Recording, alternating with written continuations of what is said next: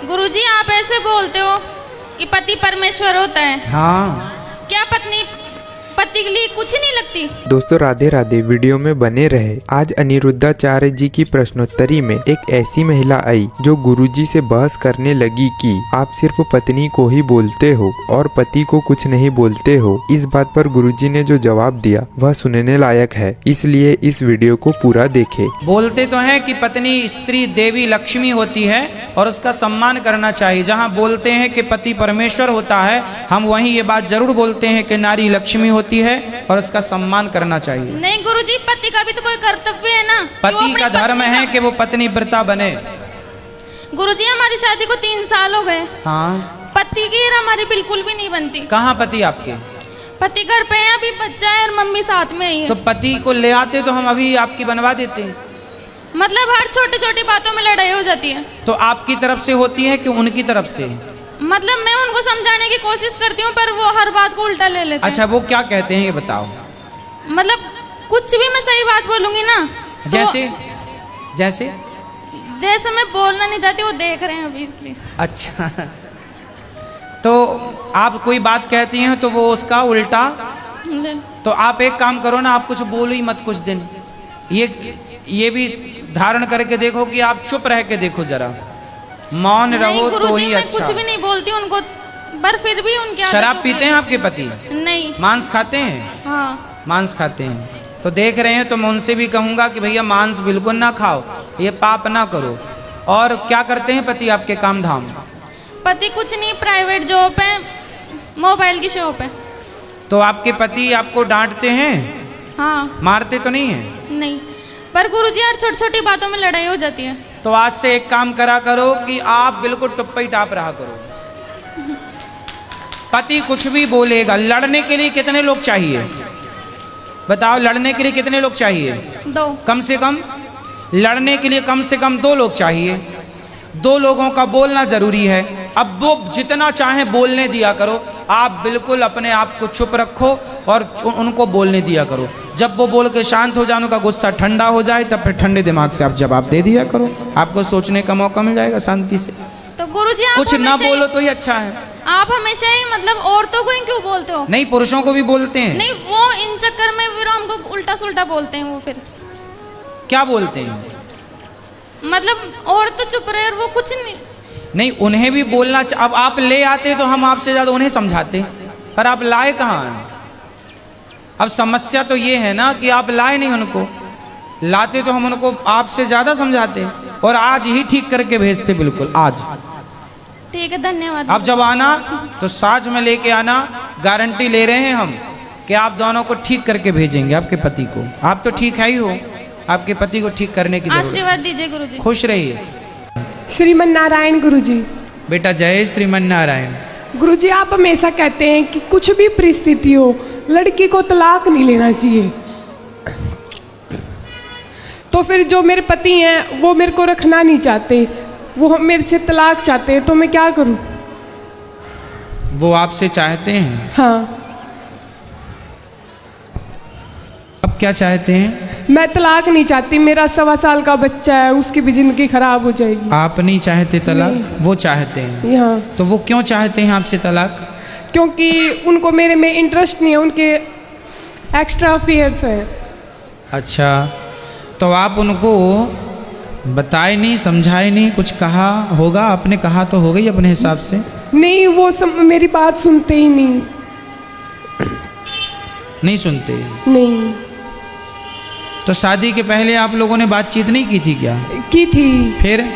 कि तब तो उन्होंने हर चीज बोली थी कि अच्छे से पढ़ाएं लिखाएंगे भी। हाँ, अब हर चीज के लिए तो फिर मना अब करें। उन्हें याद दिलाओ कि भाई आपके ये वचन थे, आपके ये वायदे थे, अब उन्हें आप पूरा कीजिए। नहीं, उनको मैंने बहुत बार प्रयास किया, लेकिन वो उन वायदों को भूल रहे हैं। तो आप उनकी माँ को ना बताए, उनके पिता को ना बताए कि आपके बेटे ऐसा गलत काम कर रहे हैं? उनको सब पता है, वो उनकी हर चीज में उनका साथ देते हैं। शादी के कितने साल हो गए आपके? 2 साल हो गए। तो 2 साल में कोई भी महीना, कोई भी साल अच्छे से गुजरे आपके और आपके पति के? भी नहीं। फिर आप बताओ, आप क्या चाहते हैं? मेरा रिश्ता ना टूटे, मैं यही चाहती हूँ। तो फिर उनको एक बार कच्छा से जोड़ दो। यदि आप अंधकार को मिटाना चाहते हैं तो बताइए, मैं आपसे सवाल कर रहा हूँ, उस अंधकार को मिटाने का आप मुझे उपाय बताइए। क्या उपाय है यदि अंधकार को मिटाना हो तो? दीपक जलाएंगे। बस उसी तरह जब किसी के अज्ञान को मिटाना हो, किसी की कुसंगति को मिटाना हो, तो संस्कार का दीपक जरूर जलाना चाहिए। और वो संस्कार का दीपक है कथा, वो ज्ञान का दीपक है कथा। यदि आप अपने पति को किसी भी प्रकार, आप पत्नी हैं तो आप अपने पत्नी होने के बल पर एक बार तो वृंदावन ला ही सकती हैं उनको, और उनको बोलना मैं तुम्हें तलाक दूंगी एक शर्त पर। वो पूछेंगे क्या, तो बोल देना 7 दिन पहले आप हमारे संग चलो, वृंदावन 7 दिन रहो और वहाँ गुरुजी की 7 दिन कथा सुनो, 8वें दिन हम आपको तलाक देने को तैयार हैं। गुरुजी, यदि वो 7 दिन कथा सुन लेंगे तो मेरा विश्वास है कि वो कभी फिर तलाक जैसे शब्दों का प्रयोग नहीं करेंगे। गुरुजी केस तो चल रहा है अभी भी, बिल्कुल लास्ट स्टेज पे है। कोई बात नहीं, केस वेस तो चलते रहते हैं। आप तो पति को पकड़ के ले आओ। हॉस्पिटल जब तक नहीं जाओगे तब तक इलाज होगा क्या? नहीं। फिर वो खुद एस्ट्रोलॉजर हैं, वो खुद ये सब काम करते हैं, फिर भी वो क्या काम करते हैं? वो एस्ट्रोलॉजर हैं, वो शास्त्री हैं। शास्त्री हैं वो? हाँ। क्या नाम है उनका? पंडित अभिषेक शास्त्री। तो वो भी कथा पुराण करते हैं? नहीं, कथा पुराण नहीं करते, वो शादी विवाह करते हैं। अच्छा, कुंडली देखते हैं। और ये तो अपनी खुद की कुंडली नहीं देखी उनने? नहीं, अपना खुद का मिलान नहीं कर पाए, और दूसरों का पता नहीं दूसरों का कैसे करते होंगे। हाँ। औरों को बहुत अच्छे से समझा देते हैं। बिल्कुल, अगर कोई ये कहते हैं ना कि मेरे को तो शास्त्र विद्या बिल्कुल भी इंटरेस्ट नहीं है, और वो इतना अच्छे से उसको अपनी तरफ आकर्षित कर लेते हैं। तो थोड़ा सा आप भी उनसे ये गुण सीख लो, आप भी उनको थोड़ा अपनी तरफ आकर्षित कर लो, और आप उनको आकर्षित करके यहाँ ले आओ। मैंने 2 साल हो गए गुरुजी, बहुत प्रयास कर लिया, लेकिन वो मेरी नहीं सुन रहे। कोई बात नहीं, थोड़ा सा प्रयास, बोल देना कि तलाक तभी देंगे जब आप वृंदावन चलेंगे कथा सुनने के लिए।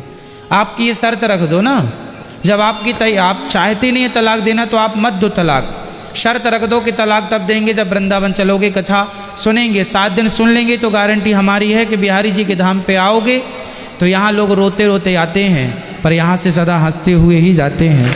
ये बिहारी जी का धाम ऐसा ही है। इसलिए मेरी तो प्रार्थना है, हर बीमारी का इलाज केवल बिहारी जी के चरण है। इसलिए मैं तो आपको चाहूँगा कि आप दोनों जोड़े से बिहारी जी का दर्शन करें, अपने आप बिहारी जी की कृपा हो जाएगी। क्यों जी? सब पर करते हैं, आप पर भी करेंगे बेटा। इसलिए हमें शादी विवाह के पहले ही संस्कार, मैं बोलता हूँ कथा में, बेटी को संस्कार दो, बेटों को संस्कार दो, ताकि कल को ये नौबत आके खड़ी ना हो, स्थितियाँ ना आके खड़ी हों। राधे राधे गुरुजी। हाँ मैया जी, राधे राधे। देखो जी, इस बच्चे के लिए हम सब कुछ करने तैयार हैं, बच्चा नहीं छोड़ना चाहते, छोटा है। जो उपाय हमें कहना था वो हमने आपको कह दिया है। ठीक है गुरुजी। यही उपाय है, यदि ये कर सको तो आपका सब अच्छा हो जाएगा। ठीक है गुरुजी। ठीक है, राधे राधे गुरुजी। राधे राधे। गुरुजी राधे राधे। गुरुजी हमारे पति हैं, वो आर्मी में हैं, तो 8-9 साल हो गई शादी को। बहुत बिहारी जी की पूजा भी करते, जब आते छुट्टी तो बिहारी जी दर्शन करने आते, आपकी बहुत भागवत सुनते, लेकिन इनके दिमाग में शक रहता हर इंसान पर। किस किस पे? किसी इंसान पर शक कर जाए। आप पे तो नहीं करते? हम पे ही शक करते हैं। हाँ, बात कराओ। गुरुजी राधे राधे, पैर छुएं। खुश रहिए। क्या हुआ आपको? गुरुजी कुछ नहीं, लेकिन वैसे ही एक बहन सा रहता है। किस पर? इन्हीं पर गुरुजी। पत्नी पर? जर। क्यों? तो आपकी पत्नी तो अच्छी है, पतिव्रता है, बच्चे हैं आपके? जी गुरुजी। देखो, रिश्ते विश्वास से चलते हैं भैया, वहम से नहीं चलते। और आपकी पत्नी ऐसी नहीं है जैसा आप सोच रहे हैं। यदि शक हर पति करने लगे तो फिर सभी फिर गलत हैं उनके हिसाब से। तो इसलिए गलत फहमी ना पालो, और ये आदत बहुत सारे पुरुषों में होती है जो कि नहीं होनी चाहिए। नहीं गुरुजी, 7-8 साल हो गए, लेकिन पूरी तरह मतलब बहम निकल नहीं रहा, और मैं बिहारी जी के पास भी गया, वहाँ भी तो कसम वसम खाई। आपने अपनी पत्नी को आज तक किसी दूसरे पुरुष के संग देखा, बात नहीं करते गुरुजी। हुए, घूमते हुए? नहीं गुरुजी। तो फिर क्यों गंगा पर लांछन लगा रहे हो? जब गंगा की तरह पवित्र है आपकी पत्नी, जब नहीं देखा तो फिर क्यों शक शक में घुट घुट के जी रहे हो? बिंदास जिंदगी जियो प्रेम से, ठीक है? खुश रहकर जियो। रिश्तों में विश्वास चाहिए। 100 में से 80% पुरुष ऐसे हैं जो अपनी पत्नियों पे व्यर्थ का ही शक करते रहते हैं। कसम वगैरह भी जैसे खाई तो पूरी तरह मतलब विश्वास नहीं हो रहा है। आपकी पत्नी आप पे शक करती हैं क्या? नहीं गुरुजी। क्यों नहीं करती? आप पे भी तो वो कर सकती हैं। क्यों आप कोई गलत काम नहीं कर सकते? बोलो। आपकी पत्नी भी तो आप पे शक कर सकती हैं, पर वो नहीं करती। तो आपका भी धर्म है कि आप उन पर शक ना करें और प्रेम से गृहस्थी को आगे चलाएं। ऐसे में आपका रिश्ता कमज़ोर हो जाएगा, बच्चों में संस्कार बिगड़ जाएंगे, आप भी परेशान रहेंगे। जो व्यक्ति चिंतित होता है वो व्यक्ति बीमार जल्दी पड़ जाता है, उसकी उम्र कम हो जाती है। इसलिए खुश रहना चाहिए। जितनी ज़िंदगी जियो बिंदास, हंसते मुस्कुराते। आज की कथा में हमने आपको सुनाया, जी गुरुजी। इस संदेह से कुछ नहीं होता। हर पुरुष संदेह करेगा, कैसे गृहस्थियाँ चलेंगी बताइए? और पत्नियाँ बुरी नहीं होती। कहते हैं गलती से शीशा टूटता है, गलत फहमियों से रिश्ते टूट जाते हैं। गलत नहीं, आपने माना कि आपने किसी के संग देख लिया हो अपनी पत्नी को बात करते हुए, या किसी के संग घूमते शॉपिंग करते, जब आप देखे हों तो माना जाए कि चलो आपकी पत्नी गलत है। पर जब आपके पास कोई सबूत नहीं है उस चीज़ का, तो फिर क्यों 10 साल से शक कर रहे हैं? ठीक है, इसका कोई इलाज नहीं है, बस कथाएं सुने और विश्वास ही इसका इलाज है। ठीक है जी गुरुजी। खुश रहिए। जय श्रीमन नारायण गुरुजी। जय श्रीमन नारायण। गुरुजी मैं आज बहुत खुश हूँ आपसे बात करके और आपको सामने देख के। मैं 2 महीने से आपकी कथा सुन रही हूँ और मेरे जीवन में बहुत सुधार हुआ है। क्या सुधार हुआ? मेरे हस्बैंड आर्मी में जॉब करते हैं, अभी ही 1 जनवरी को रिटायर आए हैं। तो मैं ये सोचती थी कि मैं जब आ जाएंगे पता नहीं हमारे बीच कैसा रहेगा। मतलब वो छुट्टी आते थे ना तो भी मुझे घबराहट होती थी। मतलब 10 दिन में 2-4 बार हमारी लड़ाई हो ही जाती थी। क्यों? हर 5-10 दिन में। नॉर्मली बच्चों के ऊपर ज़्यादा होती है हमारी। आज भी अभी मैं 2 दिन से यहाँ हूँ तो बच्चों की लड़ाई की वजह से मैं गुस्सा होकर आ गई थी उनसे। तो आज मतलब जैसे कल मैं आई ना तो आपने उसी बारे में, उसी विषय में बहुत सारी बातें अच्छी बताई, जो कि मैं ये सोच रही थी कि आज मैं घर से गुस्सा होकर बच्चों की वजह से आई हूँ और हमारे बीच में जो अनबन हो गई थी वही चीज़ें सारी आपने बताई। तो मैं ये सोच रही थी कि शायद भगवान ने वे चीज़ मुझे आपके द्वारा सुनवाने के लिए, मुझे समझाने के लिए वे सब बातें आपके द्वारा मुझे सुनाई हैं। तो मैं बहुत खुश हूँ इस बात से कि मेरे जीवन में बहुत सुधार है आपसे आपकी कथा सुन के। और मुझे एक बात पूछनी थी, मैं अपने हस्बैंड का ना नाम ले लेती हूँ, मतलब सामने नहीं लेती, जैसे किसी से बात करती हूँ तो उनका नाम ले लेती हूँ। ठीक है। नाम लेना पाप है, बुरा है? नाम लेके जो आजकल की पत्नियां बुलाती हैं ना, ए विजय यहाँ आओ। नहीं नहीं ऐसे नहीं बुलाती गुरुजी। नहीं मैं आपको नहीं, मैं तो एग्जाम्पल दे रहा हूँ कि आजकल जो पत्नियां बुलाती हैं ए यहाँ आओ, ये ऐसे नाम नहीं लेना चाहिए।